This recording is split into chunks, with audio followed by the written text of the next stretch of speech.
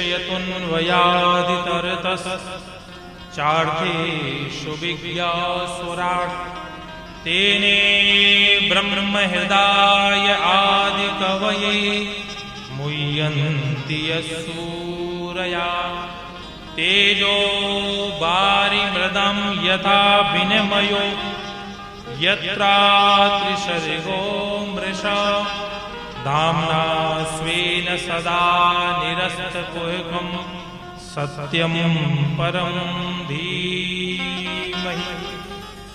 ये भागवत जी का प्रथम श्लोक है। और देखिए भागवत जी में क्या लिखा, सत्यम परम धीमहि। अंतिम में वंदना किसकी कर रहे हैं? सत्य की वंदना कर रहे हैं। किसी देवता विशेष व्यक्ति विशेष की वंदना यहाँ नहीं कर रहे हैं, सत्य की वंदना कर रहे हैं।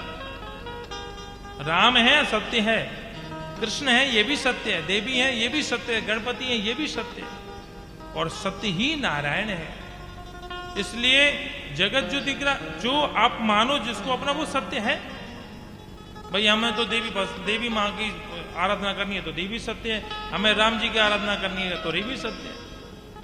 और सत्य ही परमात्मा है, सत्य ही ईश्वर है। इसलिए तो हम कहते हैं ना सत्यनारायण, कल बताया हमने आपको। सत्यम परम धीमहि। और धीमहि कह के ये भी समझा दिया कि जो ग्रंथ है ना, ये गायत्री का भी द्योतक है। धीमहि शब्द कह के गायत्री का भी यहाँ पे संबोधन कर दिया। परमात्मा कैसा है? जन्मादि विकार रहस्य तस्य सा जन्मादिश्य। उसका जन्म नहीं होता, वो जन्मादि विकारों से परे है, फिर भी अपने भक्तों पर कृपा करने के लिए प्रकट होकर के आता है। अब चूंकि भागवत में कृष्ण कथा का विस्तार है, कृष्ण कथा का विस्तार है, इसलिए प्राय वक्ता ये श्लोक का अर्थ प्राय कृष्ण पर ही ज्यादा लगाते हैं। और लगाना भी चाहिए, क्योंकि हम भाई जिस रस के रसिक हों उसी रस का भी तो आनंद लेना चाहिए। अन्वया इतरता वृत्ति अनु अनु गच्छति यशसा अन्वया। अनु अनु माने पीछे पीछे चलना। एक संत कहते हैं, बोले जब ठाकुर जी महारास में रास करते हैं तो किशोरी राधा रानी ठाकुर जी का अनुगमन करती हैं, पीछे पीछे चलती हैं। चार्थेषु विज्ञासुराट्। ऐसे परमात्मा को जानने में बड़े बड़े मनीषी भी, बड़े बड़े विद्वान भी मोहित हो जाते हैं। और परमात्मा कहते हैं तेजो बारी मृदाम यथा विनिमयो।